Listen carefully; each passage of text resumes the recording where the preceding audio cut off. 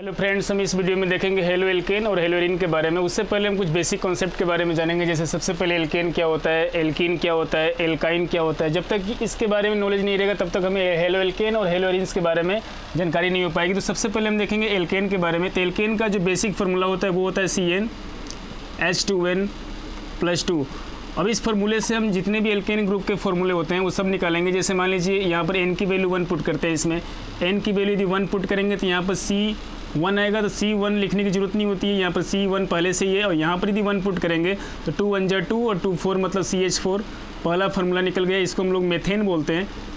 और second number पर methane, और सेकंड नंबर पर जो आता है, जैसे मान लो हम लोग n की वैल्यू 2 पुट करते हैं, यहाँ पर जहाँ पर n है यहाँ पर 2 पुट करेंगे और n बराबर जब 2 पुट करेंगे तो यहाँ पर हो जाएगा C2 और n की जगह यहाँ पर 2 पुट करेंगे, 2 2 जब 4 और 2 6, ये हो गया C2H6।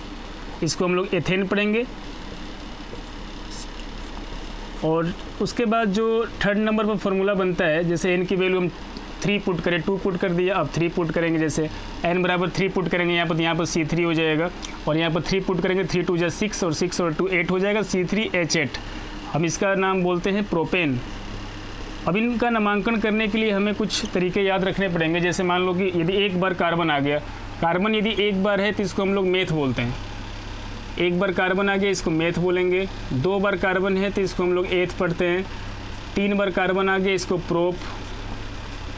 4 बार यदि कार्बन है तो उसको हम लोग बोलेंगे ब्यूट। 5 बार कार्बन यदि आ जाए, C5 आ जाए तो इसको हम बोलेंगे 5 बार को पेंट बोलेंगे। यदि 6 बार आ जाए, C6 आ जाए तो इसको हम बोलेंगे हेक्स। और यदि C7 आ जाए तो इसको हेप्ट बोलेंगे।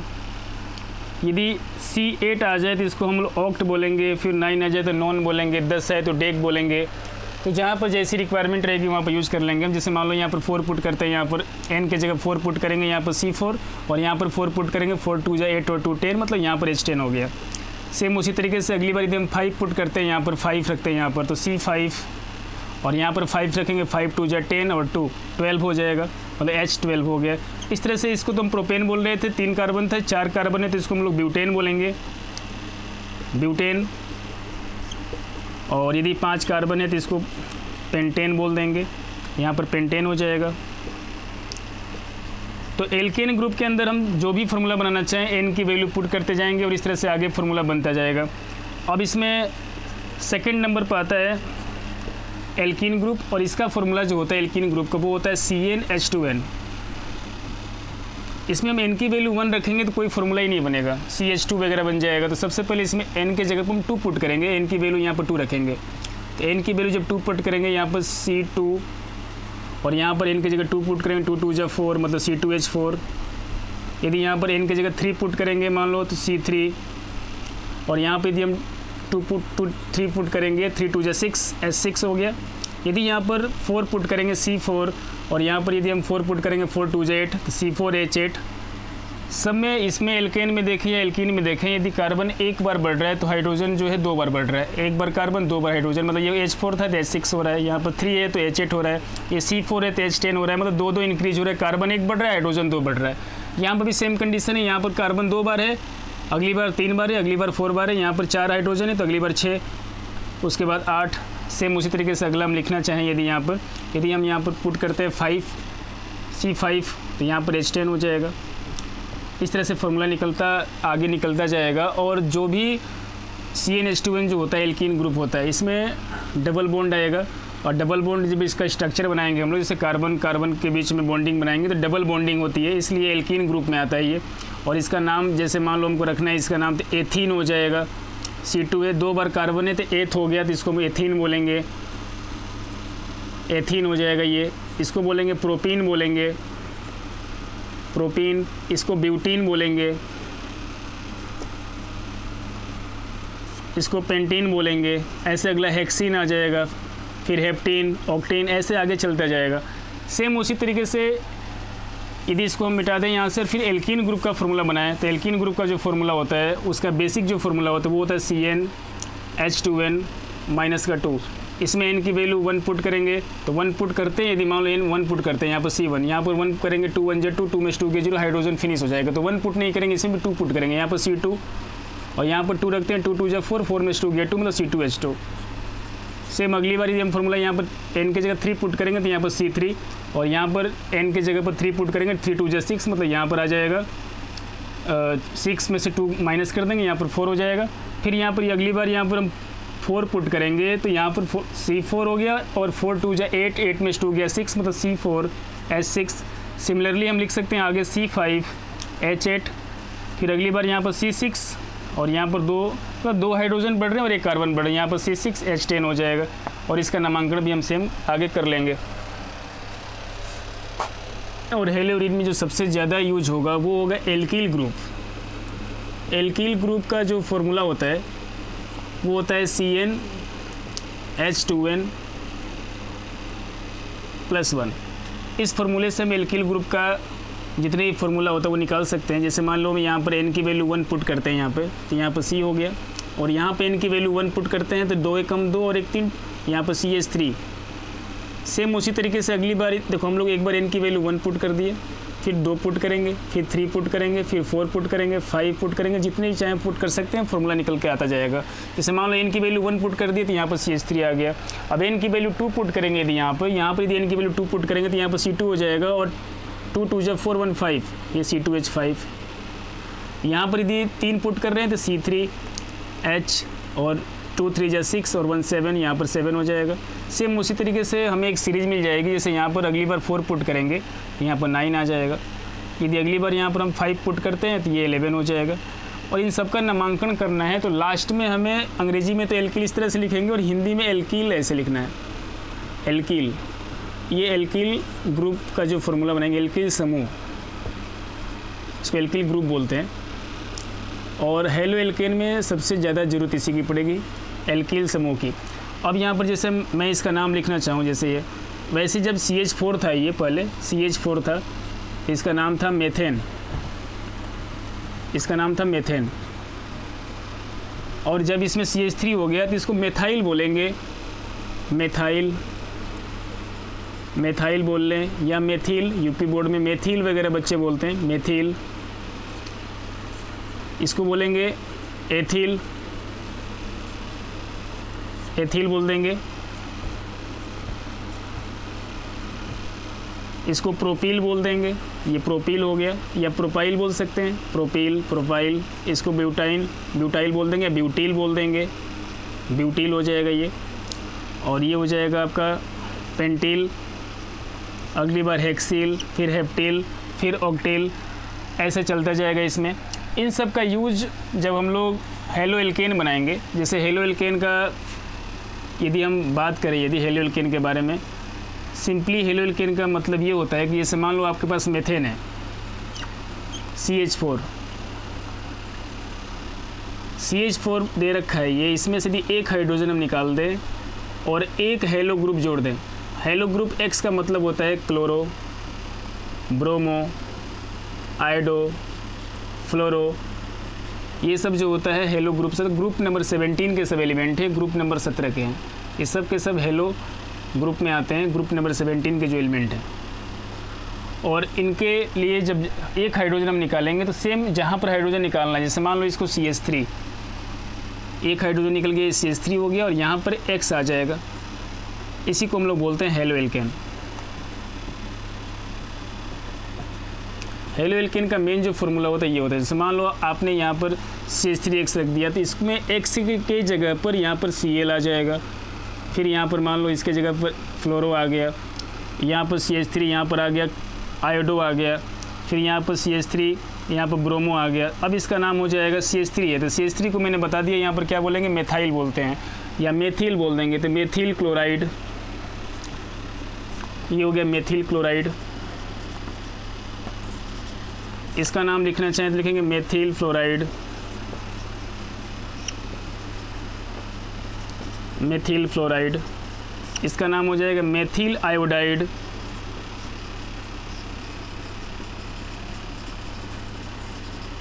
इसका नाम हो जाएगा मेथिल ब्रोमाइड,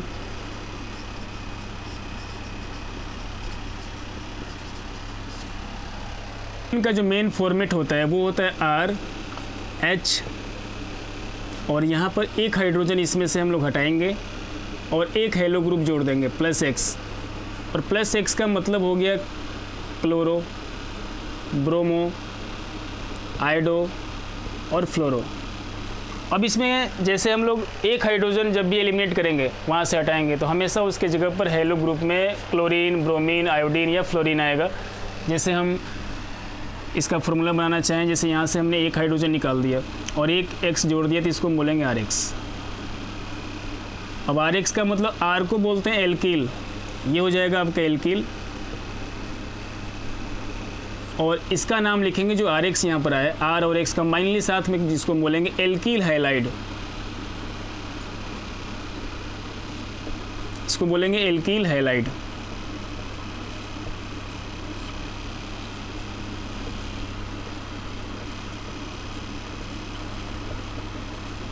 या इसको हेलो एल्केन बोल सकते हैं, हेलो एल्केन।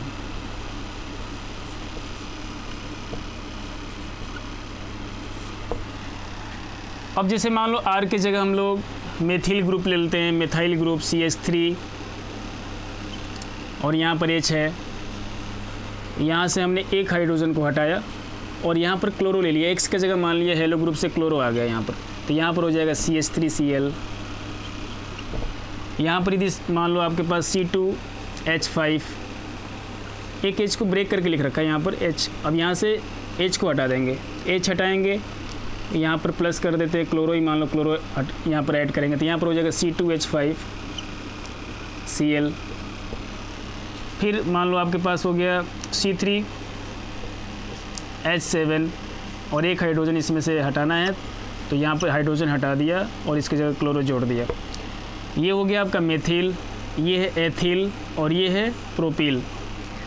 अब इसका नाम लिखना, यहाँ पर जैसे लिखेंगे हम लोग, यहाँ पर लिखेंगे C3H7Cl, इसका नाम हो जाएगा मेथिल क्लोराइड।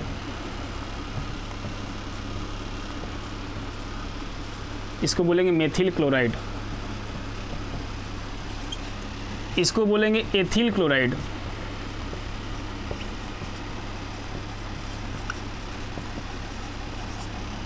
इसको बोलेंगे प्रोपिल क्लोराइड,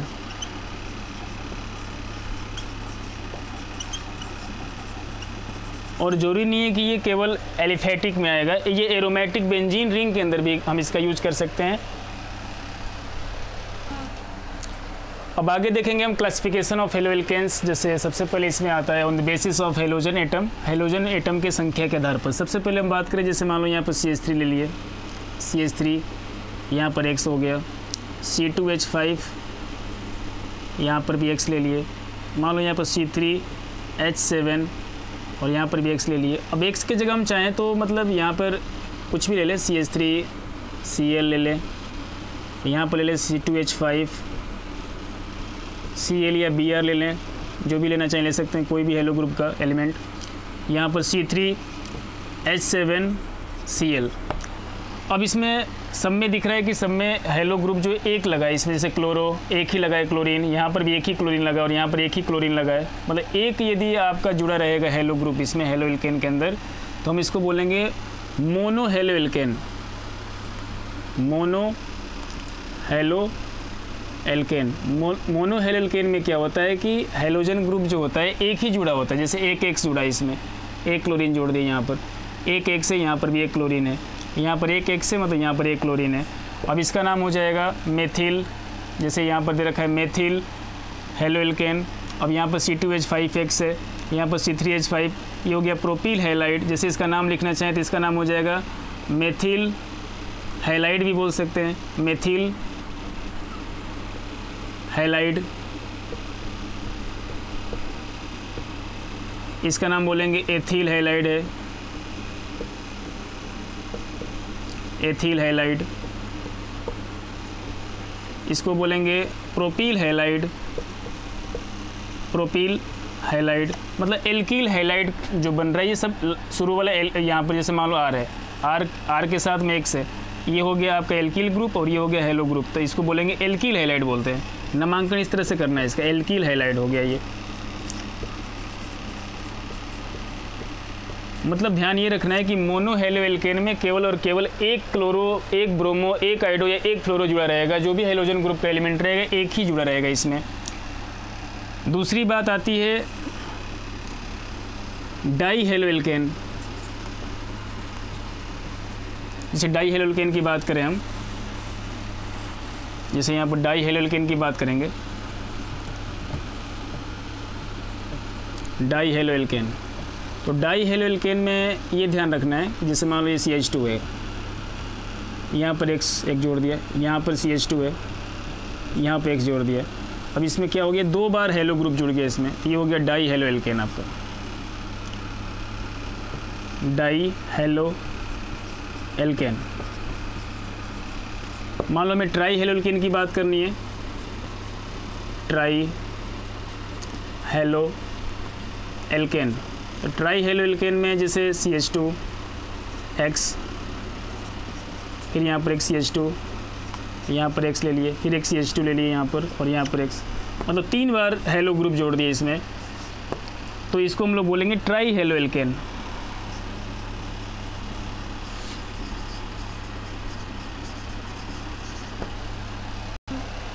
आगे हम देखेंगे कार्बन की संख्या के आधार पर, जैसे मान लीजिए यहाँ पर एक कार्बन CH3 है, ये CH3, यहाँ पर C,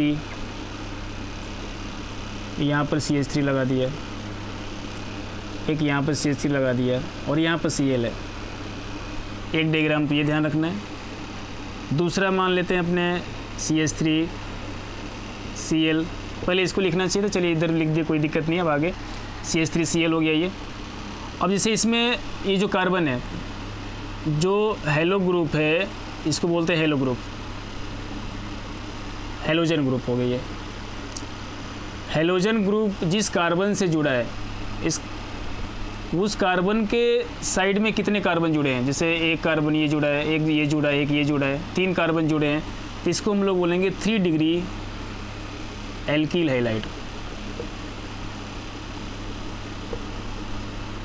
3 डिग्री एल्कील हैलाइड। जैसे यहाँ पर क्लोरो जुड़ा है, इससे जो कार्बन जुड़ा है, इससे एक भी कार्बन आगे नहीं जुड़ा है, फिर भी इसको हम लोग बोलेंगे 1 डिग्री एल्कील हैलाइड, इसको बोलेंगे 1 डिग्री एल्कील हैलाइड।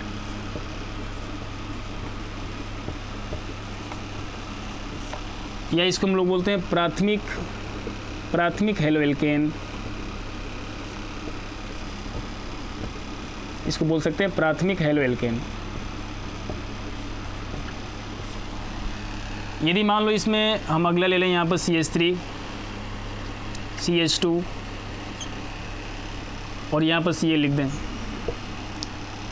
इसमें भी हेलो ग्रुप जिस कार्बन से जुड़ा है, उस कार्बन से एक ही कार्बन अटैच है, तो इसको भी हम बोलेंगे 1 डिग्री हेलो एल्केन।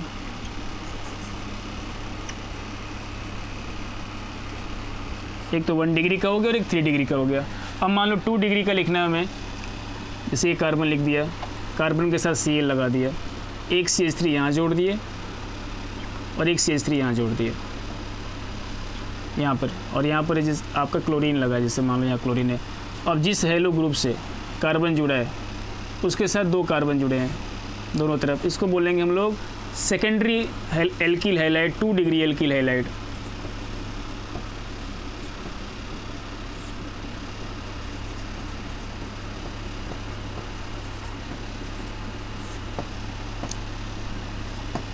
इस तरह से हम पहचान कर पाएंगे कि ये 1 डिग्री कौन सा है, 2 डिग्री कौन सा है, 3 डिग्री कौन सा है। इसमें सबसे पहले विशेष बात ये ध्यान रखनी है कि जो भी हम कार्बन ले रहे हैं, जैसे जो भी हम कार्बन ले रहे हैं जो हेलो ग्रुप से जुड़ा है, जैसे मान लो यहाँ पर क्लोरो है या ब्रोमो आ जाए, यहाँ पर जो कार्बन है आपका, यहाँ पर जैसे मान लो CH3 है, यहाँ पर मैंने CH3 ले लिया और यहाँ पर CH3 ले लिया,